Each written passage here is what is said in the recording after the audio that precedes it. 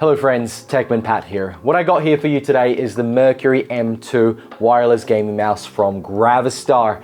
And oh boy, does it look great. This mouse design is absolutely incredible. The quality of the material is top notch. The buttons at the top are fantastic and it really does look like a gaming mouse. But is the design all that it's good for? Is the insides any good? Does this perform well? Well, stay tuned for the full review of this mouse right here. Big thanks to Gravastar for sending this full review. Links below where you can find it. I do also have a discount code, but do wait till the end to see what's it all about and if it's worth you spending your hard-earned dollars. Let's get started by rolling the intro. Gravastar, you've probably heard of them. They've got some really funky stuff out there, generally taking the approach that the looks and aesthetics of a gadget is the most important, and they build some really cool things. It looks great from the outside, it looks fantastic, but on the inside it's generally something pretty basic like a clock or a speaker and nothing too much to speak of. And what you're actually paying for is the unique design. An interesting approach, definitely a space for the market. Now, this is a gaming mouse, it is wireless, and it looks out of this world. It is an absolutely beautifully designed mouse. The plastic is high quality, it is very rigid, it's very strong. It's only about 78-79 grams, and that means it's pretty nice and lightweight. It is comfortable in the hand. However, if you've got hands like mine, these little areas where the actual non-existence of a plastic, well, you might get a few pinches if you're using the mouse long enough on a gaming session. So something to consider. It might not be for everyone. I would have preferred more of a grid and less plastic per se than these large gaps right here. Now, looking at the top here though, the switches are fantastic. I have to admit, they're some of the best I have felt in a long time. The roller at the top is actually also pretty good. There's no option to change how it spins, but it's nice enough to use on web browsing and gaming. Now, it is USB-C, which makes it a very modern mouse compared to other competitors. On the bottom, we don't have many Teflon feet, and that is a little bit unfortunate because the glide of this mouse isn't as smooth as others. What's cool though is you do get replacement feet included in the box.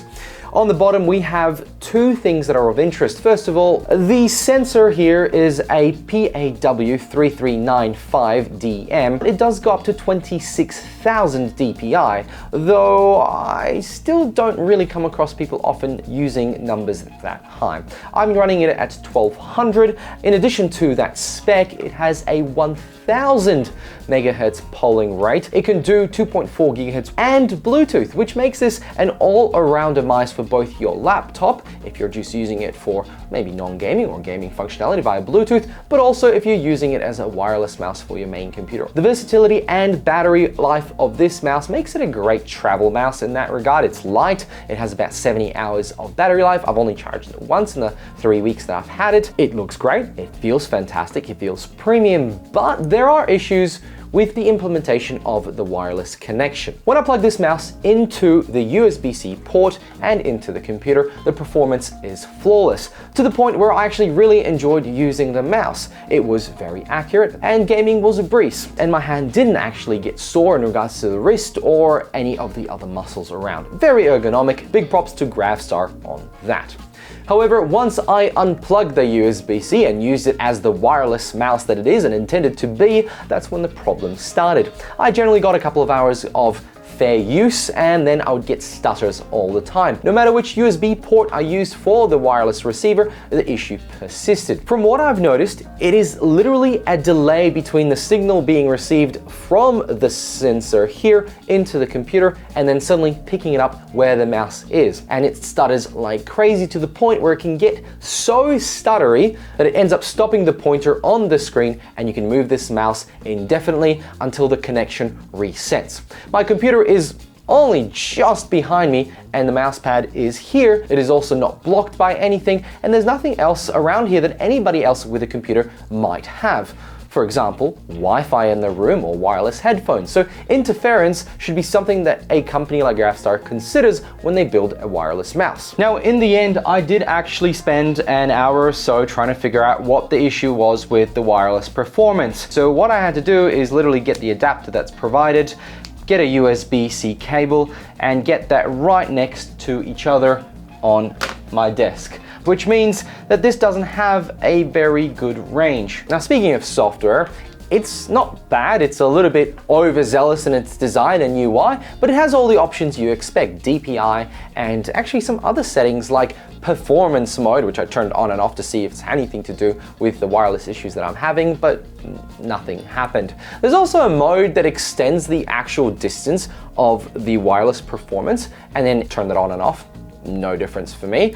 So I was left with, the software is okay. It feels like it's a little bit in beta, but it works. The max acceleration is 50G, and my quickest moves were not a problem. There's really no reason why I should spend multiple hours trying to problem solve what's wrong with the mouse when every single wireless mouse I've ever used in my life has been plug and play, from a $10 mouse to a $300 mouse. So, final thoughts. The design is incredible. The actual look and feel of the mouse is top-notch. It's premium. It doesn't bend, it doesn't flex, and the quality of the material is really up there. This mouse competes with the high-end competitors in the gaming space. It is light, it is really nice to use. In fact, it's very ergonomic, bar the few pinches here and there, but you can get used to it. The performance underneath, though, is sometimes concerning on the wireless front. But I think a patch and a new firmware somewhere can actually fix this. So can I recommend this? Bar the wireless performance, the mouse is really, really good. The sensor is accurate, and so I believe that the issues with wireless can be fixed. So give it a month or two, give it half a year, come back to it. It might be on special, and I think this would be a buy. If you cannot wait and you love the design and the weight, and you can deal with the fact that potentially the wireless performance or the wireless receiver has to be close to the mouse, then go for it. Friends, thank you very much for watching. Thank you very much to Gravstar for sending this for review. I'll catch you all in another video. Bye!